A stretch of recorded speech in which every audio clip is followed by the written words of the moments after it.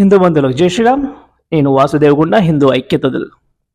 ఈరోజు మనకు చాలా విశిష్టమైన రోజు, శనీశ్వరుడి జయంతి, అలాగే అమావాస్య, అలాగే మంగళవారం. ఈ మూడుతో పాటు ఈరోజు 3 నక్షత్రాలు కలుస్తున్నాయంట.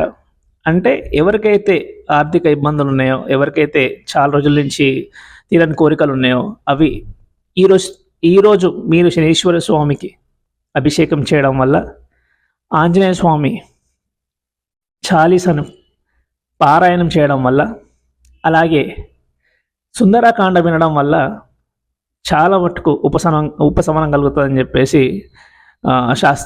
జ్యోతిష్యులు చెప్తున్నారు.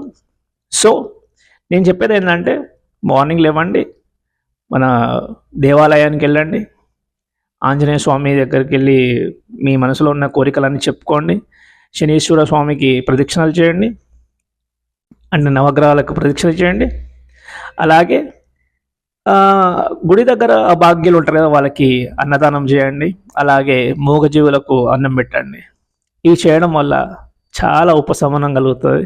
అండ్ చాలా మటుకు ఇప్పుడు ఇన్ని రోజులు ఏదైతే మీరు ఎదుర్కొన్న బాధలు ఉన్నాయో, కొద్దిగా ఆ బాధల నుంచి ఉపశమనం కలగవచ్చు. సో నేనేమంటున్నా అంటే, నేనైతే ఇవన్నీ చేసేసుకున్నాను.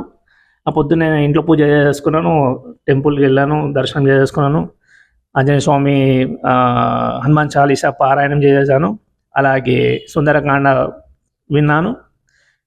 అండ్ దాని తర్వాత కొంతమంది టెంపుల్ దగ్గర ఉన్న అభాగ్యులకు కొంతమందికి బ్రేక్ఫాస్ట్ సర్వ్ చేసేసాను. ఈరోజు చేయాల్సిన కార్యక్రమాలన్నీ నా అన్నీ అయిపోయినాయి అనమాట. ఎవరైతే ఇప్పుడు మార్నింగ్ చేసుకోలేకపోయారో వాళ్ళు ఈవినింగ్ అని చేయండి.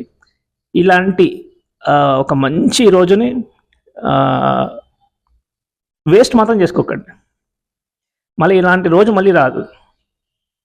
ఎందుకంటే శనీశ్వర స్వామి జయంతి, మళ్ళీ అమావాస్య, మళ్ళీ ఈరోజు మంగళవారం. సో తప్పకుండా దేవాలయానికి వెళ్ళండి, దర్శించుకోండి. జై శ్రీరామ్.